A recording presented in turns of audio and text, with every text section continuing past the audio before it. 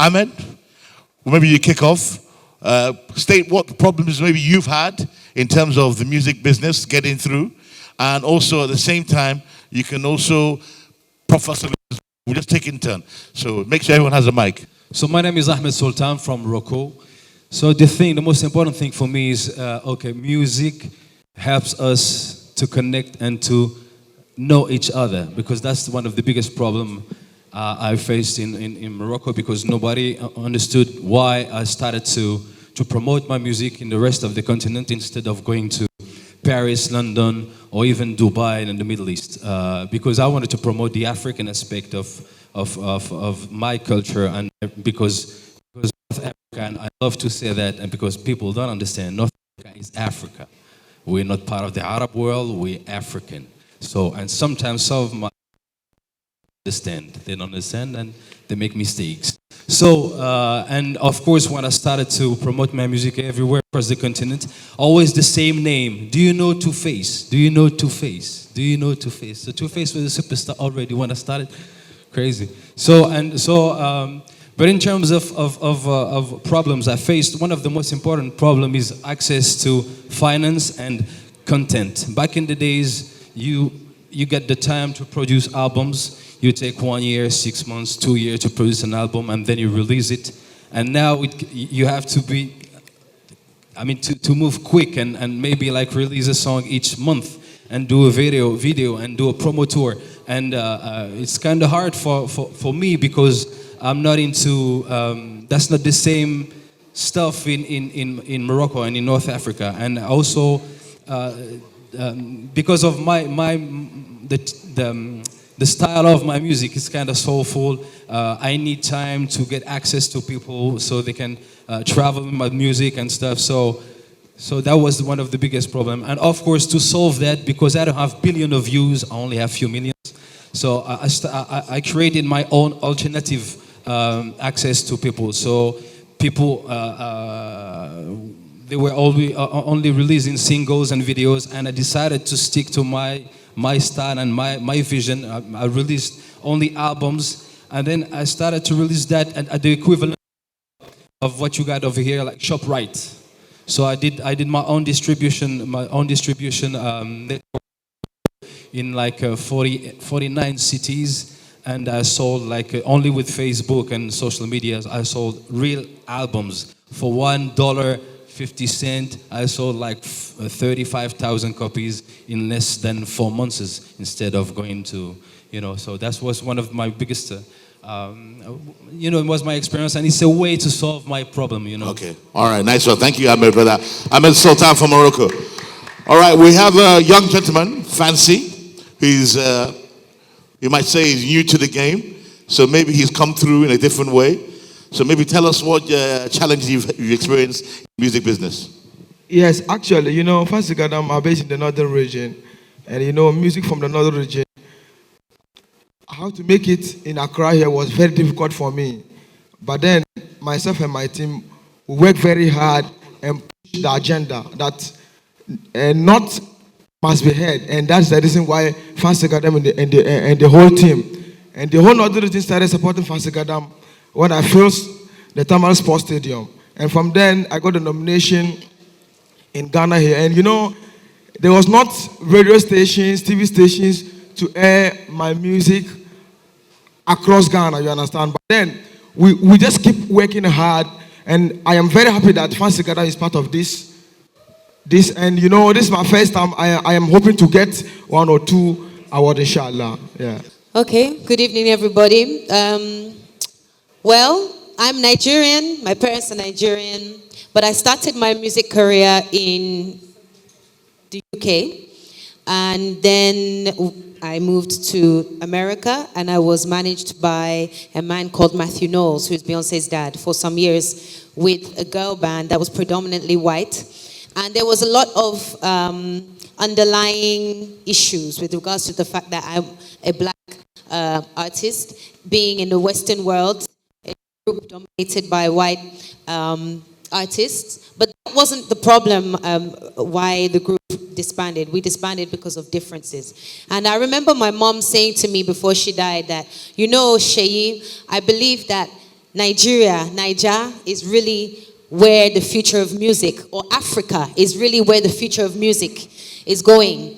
And I said, Mom, no, I'm never going to move to Nigeria. Why do I want to move to Africa or Nigeria? What kind of music are they playing there? Or what are they doing there? I want to be global. I don't want to go to Nigeria. She said, trust me, Seyi, a day will come when you will wish that you were, back home. And so years passed, the group did break up, and I moved to Nigeria on my own to embark on my musical career.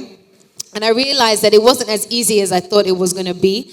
But I decided to start up my own record label called Stargirl.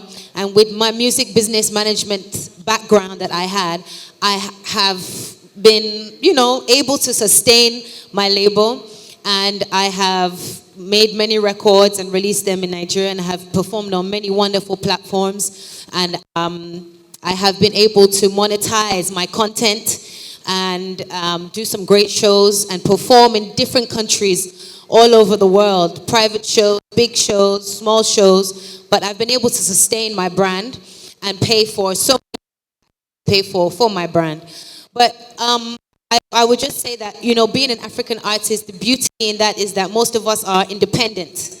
And we are able to create the music that we want to create and release it the way we want to release it, am I right? And get the world to hear it through social media and, online platforms. And the kind of freedom that I have, I think I would have been able to feel that if I was still signed to, the label that I was signed to in America, or still with the girl band. So I'm very happy to have brought my music back home and to be able to share it to the whole world through this continent, from this continent, wonderful continent called Africa.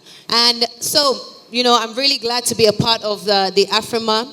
I mean, doing music in Africa is a magical thing, because we're working against a big odds. For an alternative rock band like ours in Ghana, rock is not a genre that is very popular in Africa.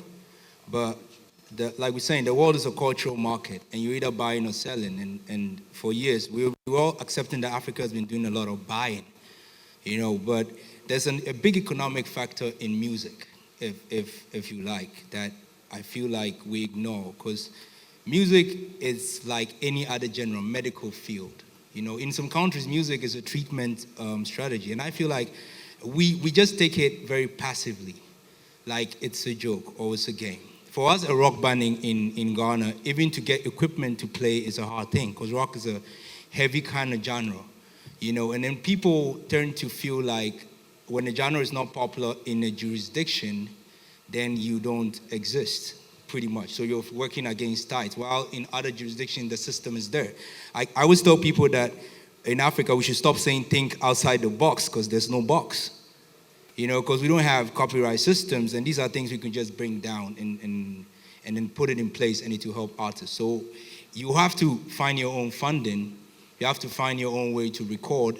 You have to find your own way to promote, and wait for the magic to happen. And when it's not happening, you just have to keep waiting. So we've been working, trying to sell our music from the African perspective, alternative rock from the African perspective. And rock is one of the biggest genre of music that can hire a lot of people. So we have, you play live, different artists benefiting, not an individual person. So then you're working not against an individual artist, you're dealing with a team of artists, working against the same factors that artists work out there. So if you're a rock band in Africa, you have to be competing with rock bands out there. And for business, like I say, it's always about competition. But who are you competing against? How are you competing against them? With what? But it's been good. We're working hard. I mean, in collaboration with Wiala, we're trying to build the biggest studio in Africa, in the north, and we'll come to that. So we're doing our own thing, raising our own capital, talking to our own investors, refusing to let the tide break you down. I mean, AFRIMA is one of the biggest platforms for Dark Suburb.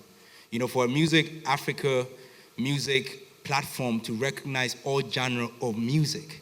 Even traditional musicians are considered. So that was how we got our limelight. Without AFRIMA, we would have been working a lot more harder. Just let me cut you on this. It's because of AFRIMA that I collaborated with Wiala, and that I'm connected with all those amazing artists. And we're about to collaborate with you Exactly. tomorrow. So Yeah, I want to say that. I wanted to say. So it's hard, but we can't keep complaining. Like I'm saying, we are working as hard as we can, and we just hope that we get there. All right, thank you very much. Can we have a round of applause for Dark Suburb, please? Now, of course, it's not all doom and gloom, because I'm going to ask Richie and then also Two-Face to give us a brief history of their story, but also maybe offer some solutions to how we see the future. What does the future look like for African music? So Richie, please take over. Richie is producer, a record label owner, and some of the biggest sounds coming out of the Ghana right now are coming from Richie's studio. Please, Richie, take over. My journey is very simple. I mean, most of you know I started out as just an artist and a sound producer. But a lot of people asked why I stopped singing and became a man behind the scenes. So the story is very simple. When I began, it was out of passion. You know, music business is a combination of two things, music and the business. And it was just out of passion. Then I started to realize that I couldn't fully achieve what I wanted to with all the passion I had, and all the artists I had were having the same problem because we were lacking the business to make it happen, which I think has been Africa's biggest problem for a long time. Our biggest problem is the fact that when it comes to the music, we know we can compete with anybody, anywhere in the world, any day. But when it comes to the business, we've never had the structures that they have in the West. We've never had the full industry, the full system the way it should be. I remember when I started my journey into trying to perfect the business structure, and I was asking about things like ISRC code for songs, and some of the big people in the industry didn't even know what an ISRC code was, let alone how to get it registered for my song. I was talking about royalties, and it wasn't even a possibility. I went to the copyright agency to register my album. Then I realized I made a mistake. I added a few songs to my album. So 2 months later, I came back to register, and they just took it again. And I realized, wait, they didn't check to even notice whether it was the same album, if I had the rights to it and everything. I realized, wait, that means anybody could walk in here and register my album, and I can't do anything about it. So I said, no. If I want to actually effect change, if I want to be part of fixing the system, then I need to take a step back and try and create a system that can make changes happen. And what I'm glad to see is all over Africa, people have realized this, which is why, if you notice, the African industry is actually starting to become very lucrative and is moving so fast because people have noticed that there are two parts to this work we do. There's the music, and there's the business. And we need to let the businessmen do the business. I was very impressed when I met, these days when you meet CEOs of record labels and you meet some people in the industry, they are not just somebody with a passion. They're somebody with, degrees in finance or a master's in just business management. Like, they actually understand business and they have the passion for the music. I'm glad to see entertainment lawyers in Africa right now. We need to understand this, and this is very important to me, and I hope everybody here gets this. What AFRIMA is doing, what we're all doing right now, is the right approach. Let's understand that. Let's leave the business to the businessmen, and let's leave the talent to the pure talent. Because I can guarantee you, when a 17-year-old artist in New York says that they want to sing, they don't think about what an ISRC code is. They don't think about which station is playing their music when they are going to go and collect their royalty check. It's not important to them. All they think about is, oh my God, I want to sing. Oh my God, I want to be on TV. And then the businessman sits in the back and draws up an actual plan that can be carried out.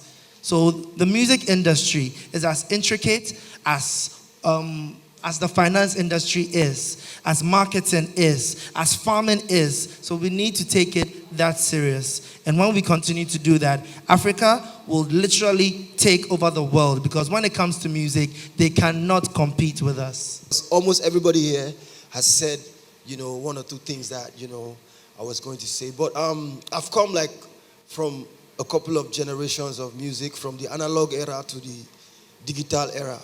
And over the years I've known that we don't lack talent. We don't lack people that have passion for this music business and the music itself. We don't lack in all that aspect. We only lack in the financial aspect.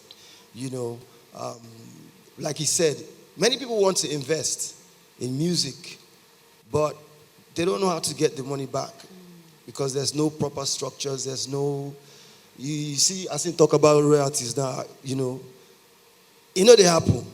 So you only get money from concerts, if you're able to sell some physical copies of your music, and that's it. So you can't invest some kind of amount of money and then don't know how to get it back. So that has been the problem. That's one thing that is common in every generation in music. So we just need all that. We need more people to get educated, get more involved. I see a huge spotlight on Africa right now in terms of music. The whole world is watching Africa right now. We're a breath of fresh air to the world right now in terms of music. So AFRIMA, kudos. I know it's going to get bigger and better. And then let's just try to educate ourselves. I think that's the way forward. Make things happen. So one love to everybody. I'm looking forward to a wonderful AFRIMA this year.